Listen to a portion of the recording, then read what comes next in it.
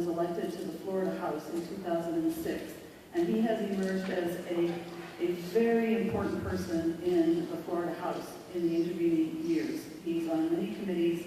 He was the Deputy Majority Whip in the House, and he is someone who is a very influential person in the House, and he's here in support of this initiative. The second person is Senator Latvala, who has been in the Florida Senate on more than one occasion. He was first elected in 1994 to 2002 in the Florida Senate, and during that time developed a reputation for being an independent thinker and somebody who champions causes that he truly believes in. When he ran for the Senate again in 2012, the Tampa Bay Times endorsed him, saying that he's the most powerful independent voice among Republicans elected in the Senate. We are really, really fortunate to have Senator Latvala championing this issue also. So what I would like to do is let Senator Latvala and Representative Booker talk about their initiative to bring in-state tuition for undocumented students in the state of Florida. And the first person to speak is my senator and your senator, Senator Latvala. Thank you very much.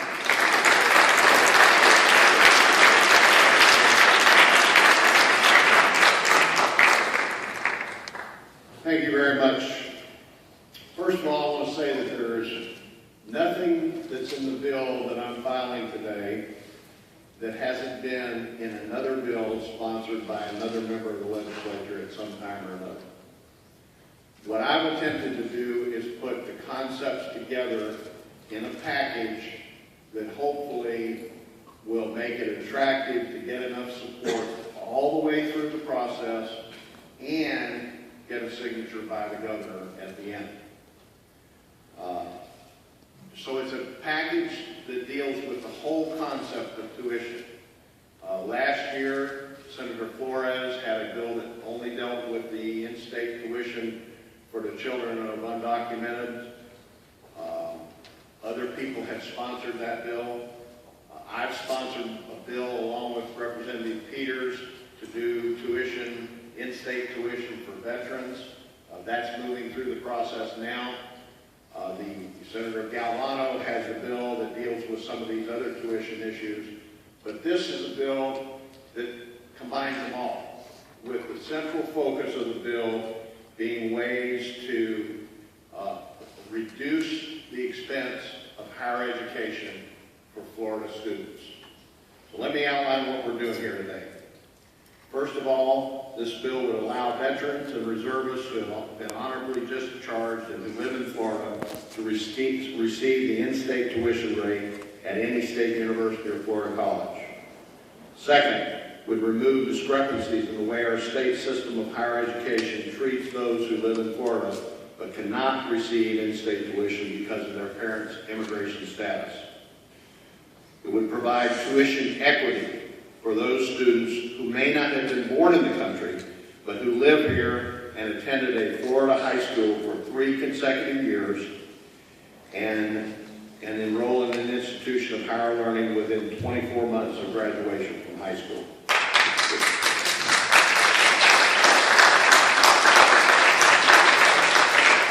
It will resolve the issues that face non-residents who marry a Florida resident and subsequently apply for the in-state tuition at an institution of higher learning.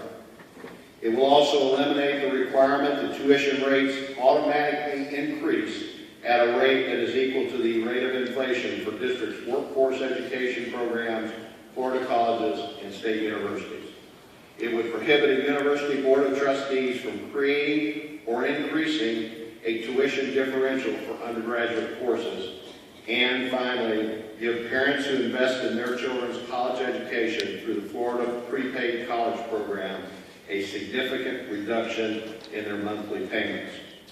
Currently, out-of-state fees can amount to as much as $17,000 more per year than those charged to Florida residents. The changes proposed in this bill will go a long way to providing across-the-board reductions in the cost of higher education so that everyone in our state has greater access to an education of their choice. I think that this is an important issue for my district. I have, as many of you know, here in Clearwater, Representative Hooper and I would acknowledge that I'm going to be the sponsor of the bill in the Senate on this. Representative Nunez is the sponsor in the House. But when I asked Representative Hooper if he would come and stand up with me on this issue today because of the importance of this issue to our Clearwater community, he readily agreed to do that. I think this is an important issue in our community. We have a large Hispanic population in Clearwater. I get to Clearwater, the mall in Clearwater countryside, once a year, right before Christmas. And this year I was frankly very taken aback by the large number of Hispanics that were shopping there, living in our community. And I just decided that in good conscience, there is no reason in the world why parents' immigration status ought to be the determining factor of the tuition that our young people pay. The concept of in-state tuition is set up so that those that are taxpayers in Florida can get a reduced tuition rate as opposed to the children of people who are not taxpayers in Florida. So they come into our state, they pay a premium, just like Florida students pay when we go into another state. In this particular case, these children are the children of taxpayers in Florida who pay our sales tax, who pay our gas taxes, in many cases pay other taxes. And so I just think that this is a disparity and a discriminatory issue that needs to go away.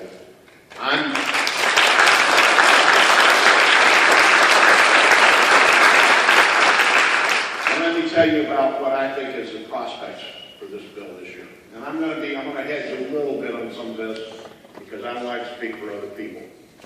But obviously, the Speaker of the House, Representative Weatherford, has been very, very outspoken in his commitment to passing this legislation. When the Speaker of the House is committed to something, the House of Representatives listens and normally passes the legislation. So I believe this legislation will pass on the floor of the House.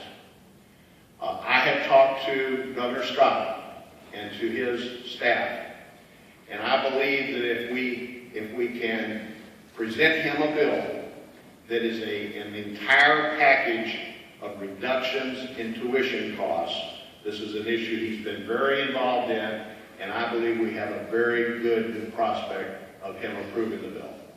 So that leaves the Florida Senate.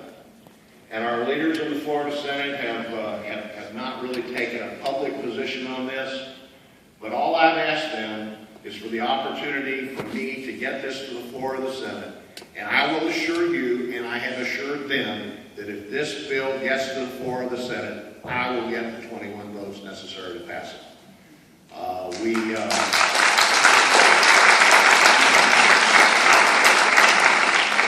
I think I've already, in personal conversations, probably talked to 23, 24, 25 senators who've agreed that they would support it. So our mission is going to be to try to get a floor vote on this, and if we can get a floor vote, I believe we can be successful. So I want to share the stories with some of the young people who are affected by this legislation and this situation. But before we do that, I'd like to call on my colleague and our longtime representative from here in Clearwater,